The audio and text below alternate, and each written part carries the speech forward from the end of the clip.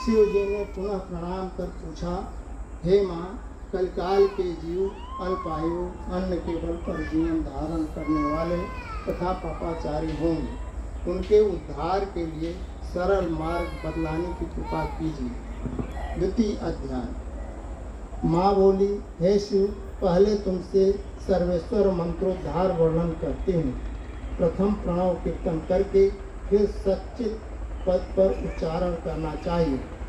फिर एकम पद के पीछे ब्रह्म पद कीर्तन करने से ओम सच्चिदेकम ब्रह्म मंत्र का उद्धार होगा। हे शिव, यह मंत्र संधि क्रम के अनुसार मिलकर सप्तगुण होगा और ओंकार अलग करके उच्चारण करने से वह षडक्षर होगा। समस्त मंत्रों से यह मंत्र श्रेष्ठ स्वयं सिद्ध है और यह साक्षात धर्म, अर्थ, काम और मोक्ष को देने वाला है। इसमें सिद्धि व असिद्धि व अरिमित्र दोष की संभावना नहीं है। इसमें तिथि, नक्षत्र, राशिगण, शैव शास्त्र के नियम या संस्कार की आवश्यकता नहीं है। यह मंत्र सर्वथा सिद्ध है। इसमें विचार नहीं करना चाहिए। यदि अनेक जन्मों के संचित पुण्य के फल से सद्गुरु प्राप्त हो जाए तो उनके मुख से मंत्र सुन करके शिष्यगण जन्म सफल कर सकते हैं और तभी मनुष्य चतुर्वर्ग अर्थ, धर्म, काम, मोक्ष को प्राप्त करके यहाँ और परलोक में आनंद भोग सकता है। वही धन्य है, वही कृतार्थ है, वही कृति है, वही धार्मिक है। उसने ही सब तीर्थों में स्नान किया है और सब यज्ञों से में दीक्षित हुआ है। वही सर्वशास्त्रों का वेत्ता है। अधिक क्या कहें, उसकी सब लोगों में प्रतिष्ठा है। जिसके कानों में ब्रह्म मंत्र रूप महामणि ने स्थान पाया है, हे शिव, उसके माता पिता धन्य हो जाते हैं, कुल पवित्र हो जाता है और पितृलोक संतुष्ट होकर देवताओं के साथ आनंद भोगते हुए इस गाथा को गाया करते हैं कि हमारे वंश में उत्पन्न हुए पुत्र ने ब्रह्म मंत्र से दीक्षित हो कुल को पवित्र किया है। हमारे निमित्त गया व तीर्थ क्षेत्र में पिंड देने या श्राद्धादि करने से क्या प्रयोजन, अर्थात कोई प्रयोजन नहीं। जबकि हमारे कुल में सत्पुत्र उत्पन्न होकर ब्रह्म साधना से सिद्ध हुआ है, तब हमारे लिए दान, जप, होम व अन्य साधनाओं से क्या प्रयोजन, अधिक क्या, हम अक्षय तृप्ति को प्राप्त हुए हैं। हे शिव, हे जगत हितैषी, मैं तुमसे सत्य ही सत्य कहती हूँ कि जो लोग परब्रह्म के उपासक हैं उनको और साधनाओं का प्रयोजन नहीं है। हे महादेव, ब्रह्म मंत्र के ग्रहण करके जीव ब्रह्ममय हो जाता है। जो ब्रह्ममय हो जाता है उसके लिए तीनों जगत में कौन सी वस्तु दुर्लभ है, अर्थात कुछ भी नहीं।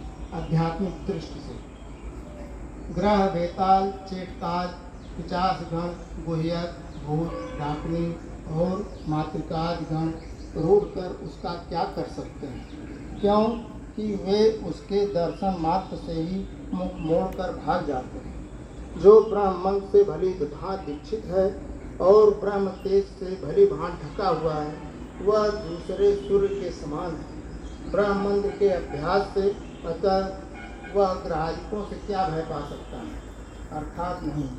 सिंह को देखकर जैसी अवस्था हाथियों की हो जाती है, वैसे ही उसको देखकर ग्राहक भाग जाते हैं और अग्नि में पतंगों की जैसी दशा हो जाती है, वैसे ही ग्रहण उसके तेज से नष्ट हो जाते हैं। सच बोलने वाला, सबका उपकार करने वाला और पवित्र ब्राह्मण पुरुषों पर कोई भी पाप आक्रमण नहीं कर सकता। आत्मघाती के सिवाय और कौन पुरुष ऐसे साधक के प्रति उपद्रव करने की इच्छा कर सकता है। जो खलमत युक्त या पापाचारी, पर निंदक, पर क्षुद्रान्वेषी पुरुष पर ब्रह्मोपासक के साथ विरुद्ध व्यवहार करता है, वे अपने आप ही अपना बुरा करता है, क्योंकि पर ब्रह्म का उपासक और ब्रह्म एक ही है, अलग या दूसरा नहीं। हे शंकर, ब्रह्मोपासक पुरुष सबका हितकारी और सर्वप्रियकारक साधु होता है। बस ऐसे महान आत्मा का अनिष्ट करने से कौन पुरुष निरुपद्रव रह सकता है। जो साधक मंत्र का अभ्यास करे और मनन करे उसको सिद्धि प्राप्त हो जाएगी। तृतीय अध्याय।